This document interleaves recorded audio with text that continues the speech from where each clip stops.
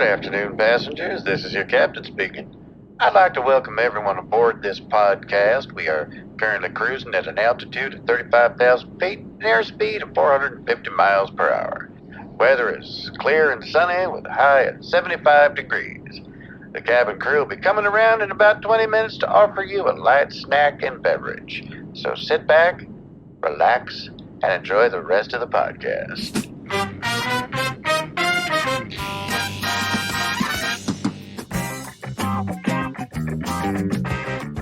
Hello, everybody, and welcome aboard Pilot Error. I'm Tom Feeney, writer for Wang's Job Movie Magazine.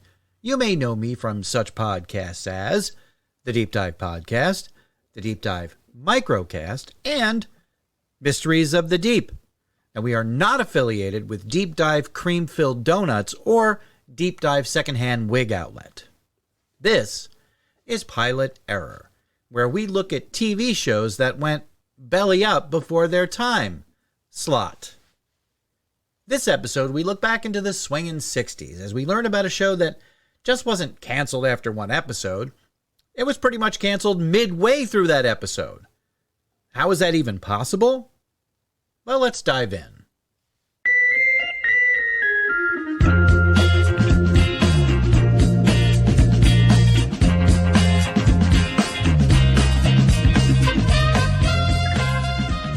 The cultural upheaval of the last half of the 1960s is impossible to understate. In the entertainment industry, there was a tug of war between the old establishment, desperate to keep doing things the way they had been done since movies and TVs began, and the younger generation who was more interested in fomenting social change. Some were doing it through protests, sometimes violent ones, and there were some who chose to express their desire for change through art. Music, movies, literature, and even TV were conduits for the message. Much of that art, though, was deadly serious. After all, the soul of the nation seemed to be at stake. But it wasn't all doom and gloom. The counterculture had developed its own style of comedy. There was a lot of satire and social commentary that came with the comedy. Groundbreaking stand-up comedians like Lenny Bruce, George Carlin, and Richard Pryor were making millions laugh. Well, when they weren't getting arrested on obscenity charges.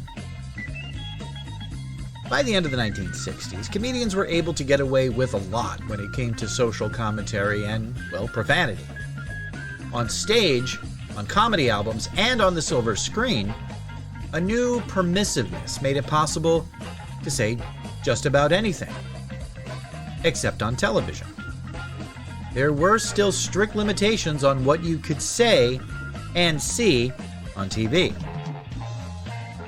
But by 1969, Americans watched an estimated 6 hours of television per day.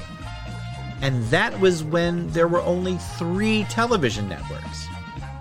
Even so, there were still untapped reserves of viewers. Those ages between 14 and 20. The youth market. Now, how do you get those meddling kids to watch TV? Well, one fairly easy and somewhat inexpensive way was music.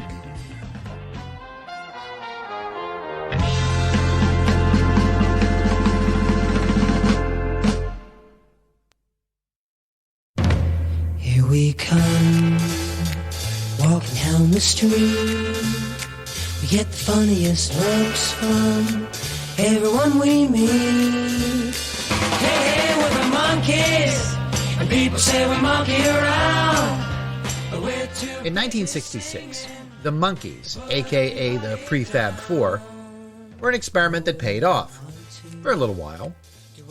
The manufactured Beatles knockoffs did well on NBC with a high-energy, slapstick, fourth-wall-breaking style that was in stark contrast to anything on rival fuddy-duddy network CBS. That was until CBS hired a folk-singing duo made up of 2 genial, nice, normal-looking brothers.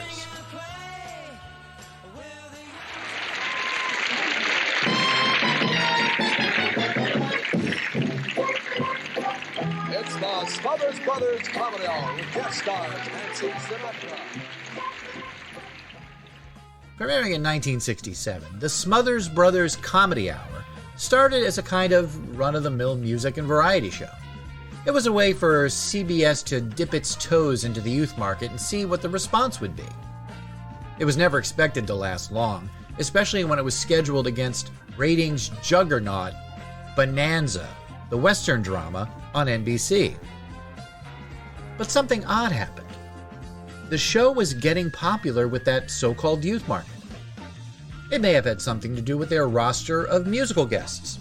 Artists like The Doors, The Who, and Jefferson Airplane all made appearances. It may have also had something to do with the show's content. Tom and Dick Smothers weren't interested in putting on a bland, cookie-cutter comedy show. So, not long after its premiere, they went for the jugular. Cutting political humor, religious humor, and the brothers' vehement anti-Vietnam War stance made the show a must-see among young people.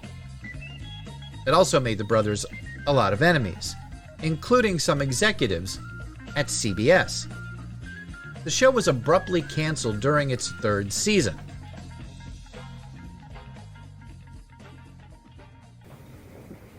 The events that led up to today's press conferences, and this will be the final, as far as we're concerned, press conference regarding our problems with CBS, primarily the reason that I think we were taken off the air.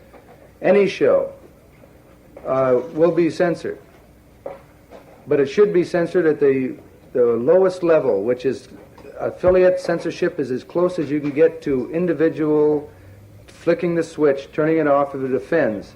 We feel that if CBS has its way, we are off and we don't go on the air anymore and there's nothing said about it, well, that's fine. The show or the money doesn't matter. It's that nobody else will come forward. There's no one in the business trying to do anything that steps out or say anything. The precedent will be set that you cannot do it. It's a no-no, so nobody will try it. And so television will not have the energy to do it, and they won't have the opportunity to do it. The subsequent lawsuits between the Smothers Brothers and CBS lasted longer than the show itself. The brothers won a breach of contract suit against CBS.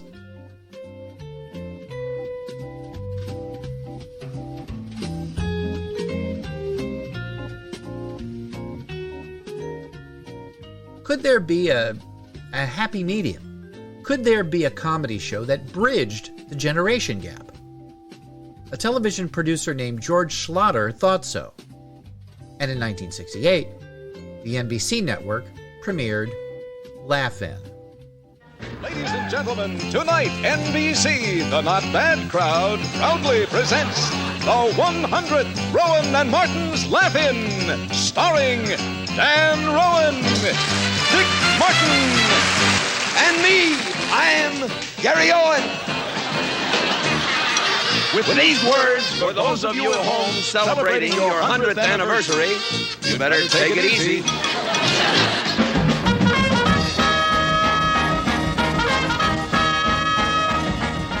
Do you know, the hippies are still demanding free expression, sexual liberalization, and legalized drugs. About the only thing they're not demanding is jobs.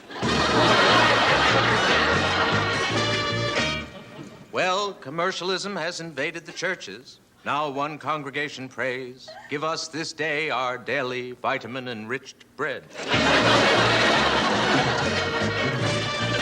Well, the toy manufacturers have done it again. They have a new war game called Vietnam. It's an adult game played by young people. The rules are impossible to understand, and nobody can win.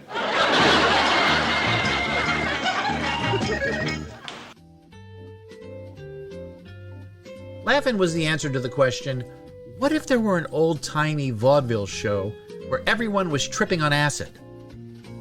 The mix of sketch comedy, rapid-fire jokes, and psychedelic imagery proved to be a hit among younger and even some older viewers. So, why not do it again? So, producer George Schlatter came up with a new show with a similar look and feel. NBC already had Laugh-In. And CBS, well, they wouldn't touch that kind of show, and it was down to ABC. And ABC decided to order 13 episodes of Schlatters' new concept, a show called Turn On.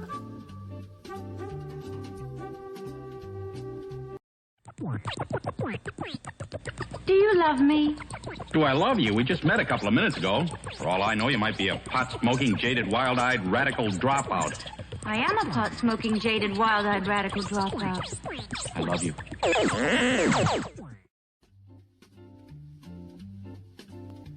Turn On was another rapid-fire sketch comedy show, but with a very odd premise. It was supposed to be that the show was made by a computer. I mean, it actually predicted AI written works. It was only off by about 50 years. But the show was supposed to take the laugh-in style to a whole new level.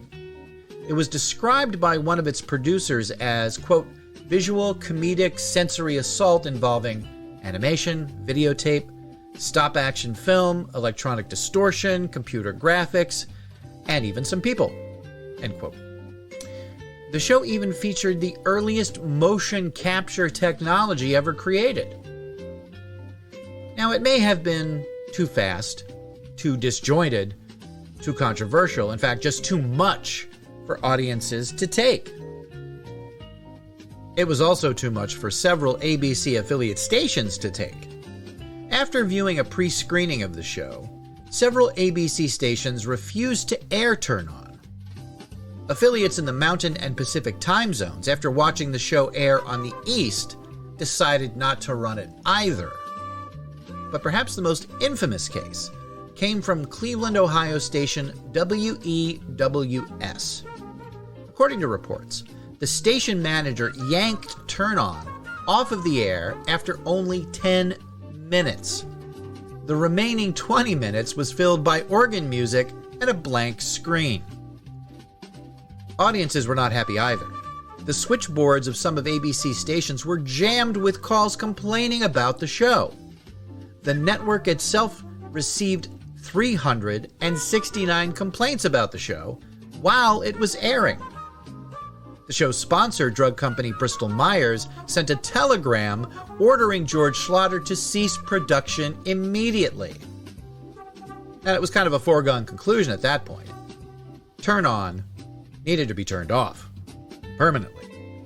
The show was officially canceled 2 days later. There was only one other episode of Turn On that was completed and ready to air, but that, of course, never happened. Now, several clips and promos from Turn On are floating around YouTube if you're interested, but the only way to view the 2 completed episodes is to make the journey to New York City and to the Paley Center for Media. They have copies of both Turn On episodes available to watch in their archives.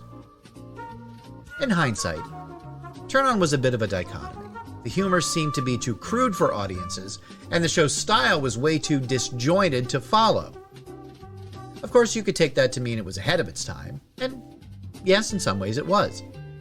Even though its time was incredibly short, Turn On managed to break some ground. Yes, it was a failed experiment, but sometimes those can yield the most interesting results.